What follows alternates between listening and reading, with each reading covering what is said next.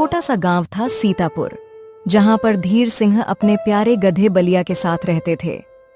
धीर सिंह पहले तो खेतों में मेहनत मजदूरी करके अपना और बलिया का गुजारा करते थे, लेकिन अब उनकी उम्र बहुत ढल चुकी थी और इसी वजह से अब उनके लिए किसानी करना बहुत मुश्किल हो चला था। एक दिन उनका परम मित्र दीनू उनके पास उनसे मिलने आता है। धीर भाई देखो, अब तुम्हारी उम्र हो गई है और कितना बीमार भी रहने लगे हो। तुम ज्यादा दिनों तक अपना ख्याल खुद नहीं रख पाओगे। तुम ऐसा क्यों नहीं करते कि शहर से रवि को बुला लो।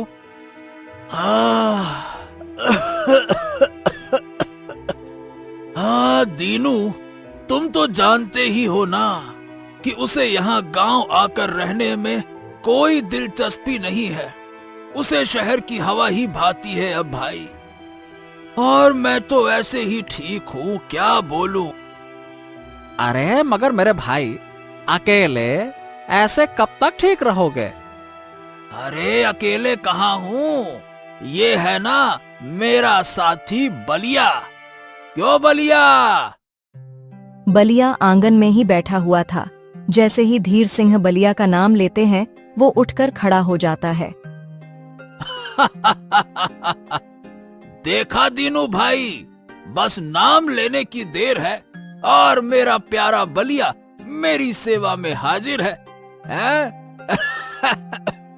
बलिया, मेरे प्यारे गधे, अब तुम्हारा घास खाने का समय हो गया है। रुको, मैं अभी घास तुम्हें डाल देता हूँ। धीर सिंह उठकर जाता है और बलिया को घास डाल देता है। बलिया बड़े चाव से घास खाता है और धीर सिंह तब तक उसके सर को सहलाता है। दीनू बड़े ध्यान से ये नजारा देख रहा था। वाह वाह वाह वाह, एक बात तो है भाई, मैंने कभी भी किसी मालिक और उसके पालतू गधे में इतना प्यार तो नहीं देखा है। चलो, अच्छा है कि तुम्हारे पास अपने बुढ़ापे के लिए एक अच्छा साथी है।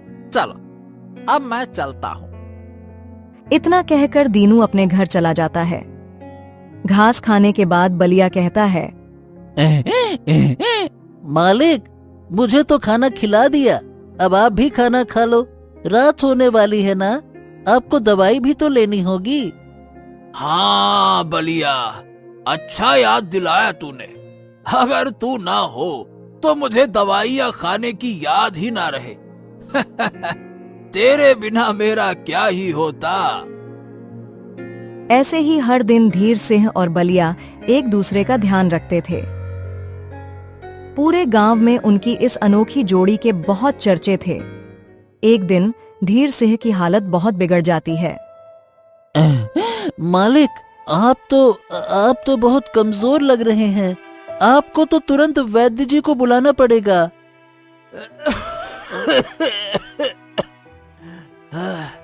नहीं बलिया, नहीं। अगर वैद्य जी आ गए तो मुझे बहुत पैसे देने पड़ेंगे। अरे अभी महीने के आखिरी दिन चल रहे हैं, अभी पैसे की बहुत किल्लत है।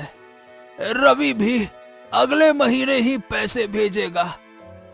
तो कोई बात नहीं मालिक, आप मेरे लिए जो जौ खरीदने वाले थे ना, वो मत खरीदना।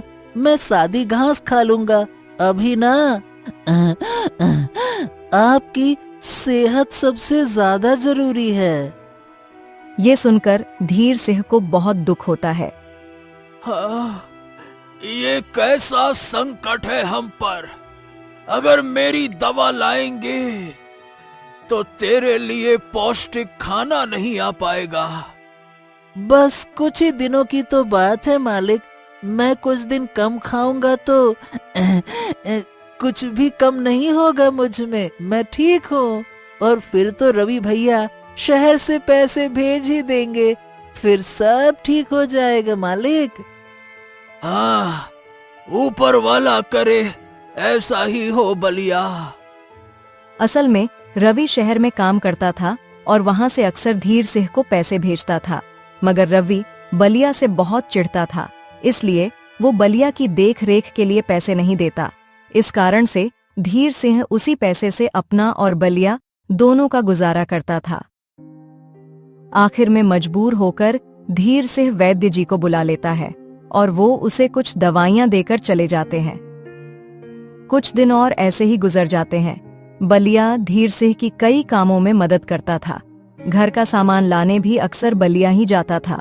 सब लोग उसे पहचानते थे और उसकी पीठ पर सामान लाद देते थे। जब धीर सिंह को तेज बुखार आता तो बलिया रात भर उनके पास ही बैठा रहता था। एक दिन सुबह ही धीर सिंह के पास कुछ गांव वाले आ जाते हैं। अरे क्या हुआ भाइयों, तुम सब यहाँ इतनी सुबह सुबह एक साथ आए हो? अरे भैया, गांव में बड़ी मुसीबत आ गई है, सूखा पड़ गया है। तुम तो अकेले रहते हो और घर से बाहर ही नहीं निकलते हो, इसीलिए तुम्हें खबर देने आए हैं। क्या? अरे नहीं नहीं, ये तो बड़ी मुसीबत हो जाएगी। अरे भैया, हमारे गांव में सूखे की समस्या तो किसी से छिपी नहीं है, इसीलिए पड़ोस के गांव के एक बड़े आदमी ने हमारी मदद के लिए अनाज की बैलगाड़ियां बड़ी बड़ी भिजवाई हैं। अब सबको थोड़ा थोड़ा अनाज मिलेगा, इसीलिए तुम भी चलो, ले लो थोड़ा बहुत। धीर सिंह ये सुनकर बहुत परेशान हो जाता है। उसे मालूम था कि वो इस हालत में नहीं है कि जाकर अनाज ले पाए। तभी बलिया पट से बोल पड़ता है, मालिक तो नहीं चल पाएंगे, उनकी सेहत कुछ अच्छी नहीं है, मगर मैं आप लोगों के साथ चलता हूँ। हाँ ठीक है, जैसा तुम लोगों को ठीक लगे, मगर जरा जल्दी चलो वरना सारा अनाज खत्म हो जाएगा। फिर बलिया गांव वालों के साथ अनाज लेने चला जाता है और धीर सिंह वहीं बैठ जाता है। तभी वहां पर दीनू आ जाता है। अब तबीयत कैसी है तुम्हारी धीर भैया? अरे आओ आओ आओ दीनू आओ। अरे तबीयत का क्या है जैसी थी वैसी ही है। अरे कुछ सुधार नहीं है, तुम बताओ। हाँ देखो भाई, तुम्हारी हालत कुछ खास अच्छी लग नहीं रही है। अरे देखो तो सही कितने कमजोर हो गए हो। अरे अपने बेटे को भी नहीं बुलाते हो, ऊपर से अब गांव में सूखा अलग पड़ गया है। बिना दाने पानी और दवाई के तो तुम ज्यादा दिन तक अपना गुजारा नहीं कर पाओगे। हाँ लेकिन अब इसमें मैं कर भी क्या सकता हूँ? कौन सा सिर्फ मेरे साथ हो रहा है? अरे ये सब तो सारे गांव वालों को झेलना पड़ रहा है ना। मगर मेरे भाई सब अकेले नहीं रहते हैं ना। देखो, अगर सबकी ही बात कर रहे हो तो मैं तुम्हें एक बात बता दूं भाई, सब लोग अपने घर से कुछ न कुछ बेच रहे हैं, जिससे कि वो इस सूखे के घड़े में अपना और अपने परिवार का गुजारा कर सकें। तो ऐसे में तुम्हें भी कुछ तो बेचना ही पड़ेगा ना। ठीक है, लेकिन मेरे पास बेचने के लिए है ही क्या? अरे है ना, तुम्हारा गधा बलिया। क्या? ये तुम कैसी बातें कर रहे हो दीनू? भला मैं बलिया को कैसे बेच सकता हूँ? नहीं नहीं, कभी नहीं, मैं उसे नहीं बेचूंगा। देखो भाई, मुझे मालूम है कि वो तुम्हारे दिल के बहुत करीब है, मगर जिस हाल में तुम हो, तुम अपना ही गुजारा नहीं कर पा रहे हो, तो फिर बलिया का ध्यान कैसे रखोगे? उसके दाने पानी का क्या इंतजाम है तुम्हारे पास? अरे तुम्हारे साथ साथ वो भी बेचारा बहुत कमजोर हो गया है। दीनू की बात में सच्चाई थी, इसलिए धीर सिंह चुप हो जाता है। उसकी चुप्पी देखकर दीनू आगे कहता है, देखो मेरे मित्र, मैं तुम्हारा दुख समझता हूँ, मगर अभी दिल से नहीं दिमाग से सोचना पड़ेगा। अगर तुम बलिया को किसी को बेच दोगे तो बलिया का भी अच्छे से ध्यान रखा जाएगा ना। कोई गरीब तो उसे खरीदेगा नहीं। अब जो भी उसे खरीदेगा उसके पास कुछ तो धन होगा, और तुम्हें भी सूखे के समय में थोड़े बहुत रुपए मिल जाएंगे, जिससे कि तुम अपना गुजारा कर पाओगे। क्या बताऊं मैं? इस बारे में मैं सोच कर बताऊंगा दीनू। अभी मुझे कुछ समझ नहीं आ रहा है। अरे बलिया को अपने से अलग करने के विचार से भी मेरी तकलीफ और ज्यादा बढ़ रही है। अरे रे। अच्छा ठीक है, तुम समय लो, सोचो। अब मैं चलता हूँ, जब तुम कुछ सोच लो तो मुझे बता दो। इतना कहकर दीनू वहां से चला जाता है। तभी पीछे से बलिया आता है। उसके पीठ पर बोझिल अनाज लदा हुआ था। वो बहुत कमजोर दिख रहा था, फिर भी उसके चेहरे पर मुस्कान थी। उसके दशा देखकर धीर सिंह की आंखों में आंसू आ जाते हैं। ये देखो मालिक, कितना सारा अनाज मिल गया। अब हमें कई दिनों तक कोई दिक्कत नहीं होगी। बलिया की बात सुनकर धीर सिंह उसी वक्त ये निश्चय कर लेता है कि कुछ भी हो जाए, वो अपने अंतिम क्षण तक बलिया को अपने से दूर नहीं जाने देगा। एक दिन बलिया, अरे ओ बलिया, बेटा जरा मेरे लिए पानी का घड़ा खींच कर यहाँ ले आ। अरे अरे रे रे रे रे, मुझे बड़ी कमजोरी लग रही है, वहां तक जा नहीं पाऊंगा। हाँ। बलिया फौरन घड़ा लेने चला जाता है। धीर सिंह सोचता है, बेचारा बलिया मेरे लिए कितना कुछ करता है। मेरी इकलौती औलाद है जो यहाँ झांकने तक नहीं आती, और ये है मेरा असली बेटवा, मेरा कितना ध्यान रखता है। तभी अचानक से बहुत तेज आवाज आती है। बलिया, अरे ओ बलिया, बलिया क्या हुआ बलिया? जब बलिया कोई जवाब नहीं देता तो धीर सिंह खुद ही उठकर जाता है और देखता है कि बलिया घड़ा खींचते हुए लड़खड़ा कर जमीन पर गिरा हुआ है और पानी का घड़ा भी फूट गया है। अरे नहीं नहीं नहीं नहीं, ये क्या हो गया बलिया? उठ बेटा, उठ उठ बलिया, उठ उठ उठ उठ बलिया। धीर सिंह की आवाज सुनकर पड़ोस से दीनू आ जाता है। क्या हो गया धीर सिंह, क्यों चिल्ला रहे हो? सब ठीक तो है ना? अरे नहीं भाई, कुछ भी ठीक नहीं है। अरे देखो तो सही, अरे मेरा बेटवा बलिया चक्कर खाकर गिर गया है। क्या करूं मैं, क्या करूं? अरे घबराओ मत। मुझे लगता है कि बहुत समय से इसने ठीक से पौष्टिक खाना नहीं खाया है, इसीलिए कमजोर होकर गिर गया है। चिंता मत करो, इसे कुछ खिलाते हैं, फिर ये ठीक हो जाएगा। अरे मगर मेरे पास तो बिल्कुल भी पैसे नहीं है, क्या खिलाएं इसे?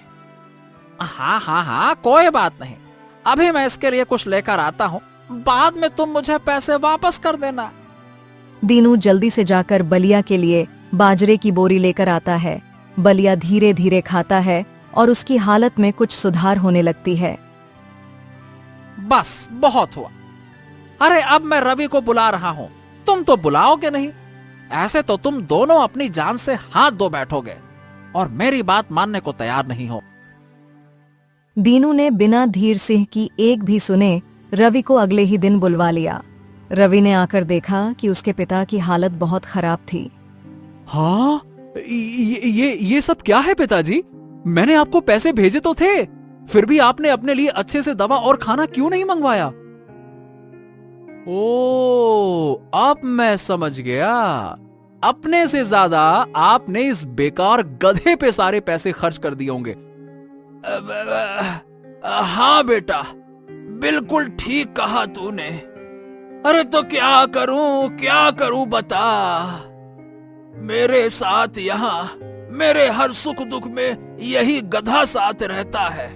अरे बस यही है मेरा बेटा जो मुझे अकेला छोड़कर शहर नहीं गया, इसीलिए इसका ध्यान तो रखना ही पड़ता है ना। रवि को ये सब सुनकर गुस्सा तो बहुत आता है, मगर वो कुछ कहता नहीं। वो कुछ दिन के लिए अपने पिता के साथ रुकने का फैसला करता है।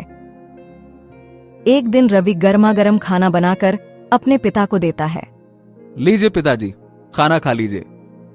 हाँ, मैं तो खा लूंगा, लेकिन पहले बेटा बलिया को घास डाल दे, चले जा। हाँ, डाल दी है घास उसे, ठीक है। अब आप भी खा लीजिए और फिर ये दवाई भी खा लीजिए। रवि इतना कहकर चला जाता है। लेकिन धीर सिंह दवा खाना भूल जाता है। मालिक, आपने दवाई नहीं खाई ना? अरे हाँ हाँ हाँ हाँ हाँ बेटा, दवाई खाना भूल गया मैं बलिया। तभी तो मैं याद दिलाने आया हूँ। चलिए खा लीजिए।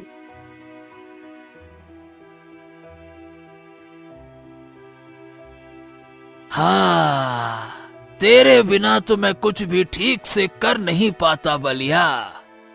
मेरे बिना आपको रहना भी नहीं है मालिक। मैं आपके साथ हमेशा रहूंगा। रवि जब जब बलिया को अपने पिता का ध्यान रखते देखता तो उसे अच्छा लगता था। धीरे धीरे बलिया के लिए उसकी भावनाएं भी अब बदल रही थीं। वो बलिया के खाने पीने और दवा का भी ध्यान रखने लगा था, क्योंकि उसके पिता बिना बलिया को खिलाए खुद खाते ही नहीं थे। एक रात धीर सिंह की दवा खत्म हो जाती है और बाहर बहुत तेज बरसात हो रही थी। अरे पिताजी, इतनी रात हो गई है और बरसात भी जोरों की है।